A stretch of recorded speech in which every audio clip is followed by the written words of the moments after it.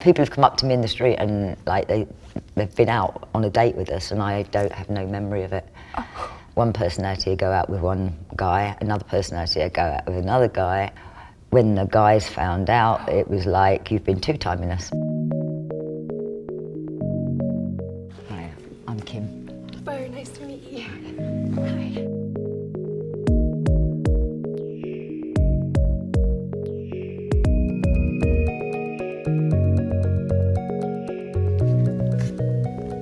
What is your disorder? My disorder is a DID, Dissociative Identity Disorder. Same, I guess. Characterised by more than one personality state, I'd say. It's one or two or more personalities, and the personalities have got no memory between them and they take over the body. How long ago was you diagnosed? So I was 19, so 3 years ago. But even then my psychiatrist didn't want to diagnose me with it. They said that it was not a real thing, didn't exist. So they just kind of diagnosed me with the symptoms of it. You know, you have alters, you have dissociation. I was diagnosed 24 years ago. Wow. Yeah, so it's quite a long time. At that time it was quite rare. It wasn't as popular as diagnosis as it is today. And not many psychiatrists understood it or had any idea about it. Even now, people don't really believe you. But it wasn't until I was in a friend group and they were going, you're doing stuff weird, you're acting weird. And I'm going, I don't remember that. That was when I started to realise there was something wrong, I guess. So what happened before you were diagnosed?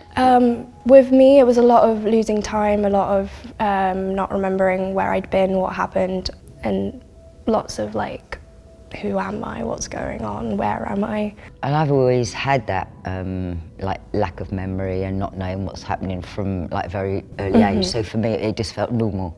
So I didn't see that I had any problems losing time. I'd never known any difference. So it all just felt so normal. And then I was seeing a therapist who was a specialist in DID. I hadn't been diagnosed. I had phoned in to say that I'm sorry I missed my appointment, could I reschedule? And yet somebody had been to the appointment. Oh. So, and that's when they thought there was something weird's happening here.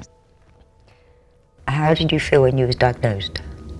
Scared. Did you? Yeah. Yeah. One of the things that I've always kind of had was the background chatter in the brain, just a constant, what seems like static noise in the head, you know, of people talking, never being able to make out what they're saying. But occasionally I'd get the odd opinion from someone specific, but never enough to have like a proper conversation with them. But they might be like, no, don't go that way, or stay away from that, you know. I could maybe remember briefly if they've gone somewhere. So if they've gone out the house, I might remember physically going outside. Or if they've spoken to someone, I might vaguely remember who, but not what about or what they said or anything like that. It's kind of like falling asleep. That's what it feels like to me, that you couldn't remember what you were thinking. Yeah. What are the differences between your personalities? There's a lot, I guess. There's a lot of differences. It's just like saying what's the difference between me and you. You know, age, skin colour, weight, height, in what they feel like they look like, I guess. What they like, what they enjoy. Some of us have very different outward projections, I guess. So like, they would walk differently and have a different accent or voice. So we have a boy who's 12, so he's very boisterous. He's very like, he'll be stomping around, very masculine, but he also puts on a boy voice to make himself feel more comfortable as a boy, you know, as like a teenage boy. So does he realise that he's got DID and he's sharing a body? Yeah, he recognises, when he sees them in the mirror, he can see me, and he doesn't like that. He doesn't like that it's like a woman's body. You know, he'll bind my chest, he will put my hair up or do things like that to be as far away from female as possible. And similar with one of our littles, she doesn't like being viewed as a woman, so wants to look as much like a child as possible. So we'll wear like baggy clothes like this so it doesn't show any shape, to try and make themselves feel more physically like them as well. Mine don't seem to even understand or do that. They just take who they are. They don't accept that they've got DID, so they just think that they're just a singleton on, just one person. If they were host, I guess, would they change things on the body? When there's the switch, it's very subtle. Other than the younger personalities and one who's very religious, and she'll go on about the Bible a lot, but our voices are mainly the same. Other than mannerisms would be different, and there'd be a gap in memory of what's been talked about. It's like they don't exist. I don't get any inkling they're there, other than things around the house. And I'm in different places and I don't know how I got there. People have come up to me in the street and like they've been out on a date with us and I have no memory of it. In my younger days, one personality would go out with one guy, another personality would go out with another guy. When the guys found out, it was like, you've been two-timing us. In the younger days, it was fun. Yeah, I bet. I don't feel as though it's me being out of control, it's them in control of the body and doing what they want to do. But I'd come into the body and I'd be in a psychiatric hospital. That would worry me. You know, what am I doing here? Why am I here? I shouldn't be here. Does it frighten you, like blacking out? It used to. I believe DID is from severe continuous abuse at a very young age. So I think it was a protection, a bit like mind over matter. Definitely. It's not happening to me. I'm not suffering. Another personality has taken it on. That's stronger. What are some of your triggers? Anything that would be related to abuse. A Bible, certain colours, the oven, showers, water. So there's lots of different things. The only reason I know them is because somebody's been there with me when they've handed me something and I've switched. And, do you know your triggers? America is one of mine.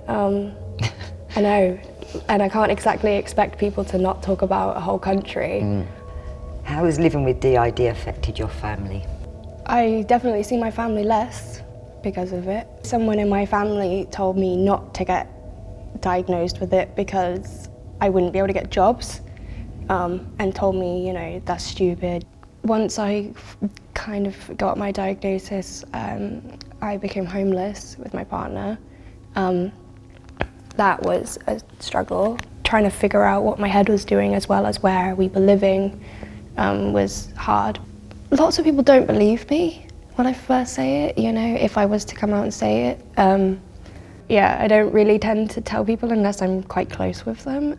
But then by that point, they've seen me switch and they've seen, without me knowing, You? How's it affected my family? Well, I think probably the main person it did affect was my daughter. She was taken away as soon as she was born and said that she's going up for adoption. So I think that was quite a tough time. I didn't understand DID, so I didn't realise another personality had done something that actually got her section. We had to fight to the High Court to get her back. She came back to us at 4 or 5 months. And we did bring her up and we did prove them wrong, and now she's 22, got a first-class law degree. I'm glad you got her back. For her, DID's normal, so she doesn't know any different than having a mum with DID. Yeah. And she recognised the other personalities, she talked to them, and she's great. So I think I've been lucky. What advice would you give to someone who has just received a DID diagnosis?